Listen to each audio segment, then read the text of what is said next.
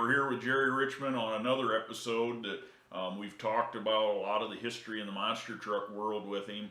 Now tell us now what you're doing in life. You know, you kind of disappeared for many years in the monster truck world, and I actually lost track of you, and it's funny because probably about 10, 12 years ago we were at a jamboree looking at trucks, and here comes Jerry up and gives me a big old bear hug. I'm like, who is this guy? You know, it's like unbelievable. I hadn't seen you in so many years, and all of a sudden, and it was just like we never skipped a beat. You know, we just everybody kind of went in their own separate ways and got very successful in their other adventures, and now we're all back kind of with a common bond of monster trucks. Oh yeah. But tell us what you've been doing now for the last 10, 12 years.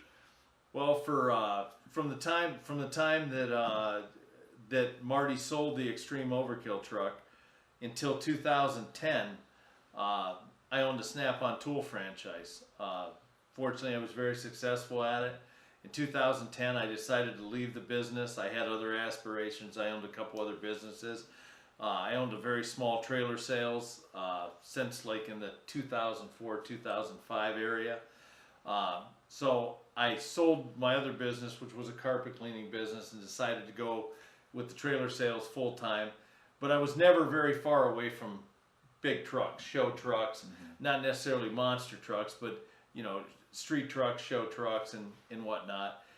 We had several trucks over the years. Always went to the jamborees, and then Jeff Cook and I, my buddy here, got reconnected, and he probably owes me a bunch of money because he cost me a bunch of money. You know, him and his family and some other folks started the Monster Truck Hall of Fame, and you know, fantastic job. Who would ever thought anybody would want to remember all us old dirt balls? But evidently there are some folks out there that do. And he got me all re-enamored with the monster truck stuff. And as he said a little bit earlier in one of the other interviews, you know, we built a tribute truck to the Terminator truck, which was actually debuted at the Monster Truck Hall of Fame last November. And it was a great project. I got to work with my family. I got two boys that are ultra talented, and world-class fabricators. My nephew that works for me, Micah, Tyler Gillette, my son-in-law. But it was a great project. We all got to work together, and I think the truck speaks for itself. I think it's an outstanding tribute to the original truck, although some folks are kind of disenchanted that it's not the same. It's not as crude as the original ones, but aesthetically, body-wise, it's point on. The same guy lettered it. A phenomenal friend of mine painted it, John Scalish. It's absolutely point on aesthetically. The chassis is far superior to what I built in 1983 and 1984, as I would hope it would be. Well, and that's the thing a lot of fans don't realize. You know, they see monster trucks in the early days and they all thought we were rich guys. Well, we weren't. We were young with a lot of ambition, and most of us had not a dime to our name. And when you look back, it's hard to believe I don't know how we did it. Yeah, I don't know how we did either, because we all worked so hard to achieve what we did. And I look back and I go, I don't know how.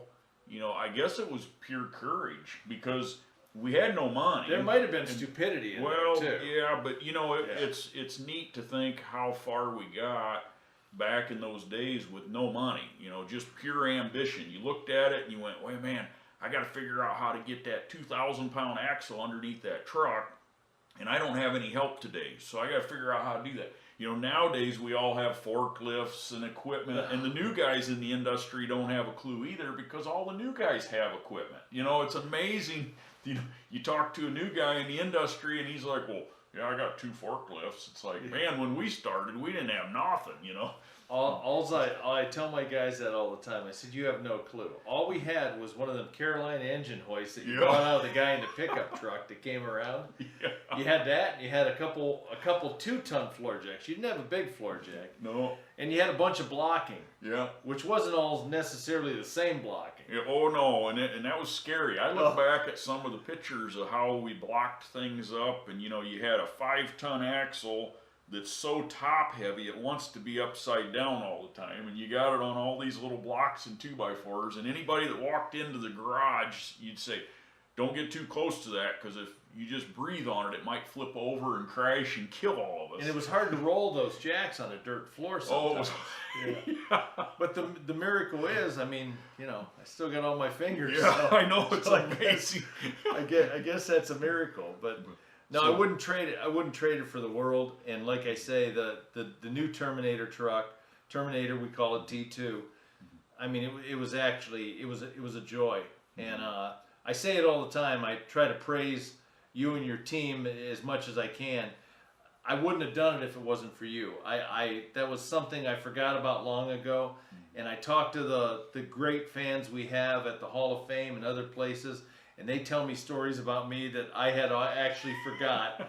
But I always tell them, keep talking, it's coming back, and they actually, some of them know more about us than what we even remember. Yeah. Than what we want to actually remember sometimes. Exactly. But it's been a real special journey, and we're looking forward this year to doing the Lethal Weapon truck and hopefully having it at the Hall of Fame.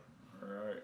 Well, hey, it's been a real joy, and we're all looking forward to seeing some new adventures here. So 3-ring circus, it never ends. Yeah, that's right. So, talk to you later.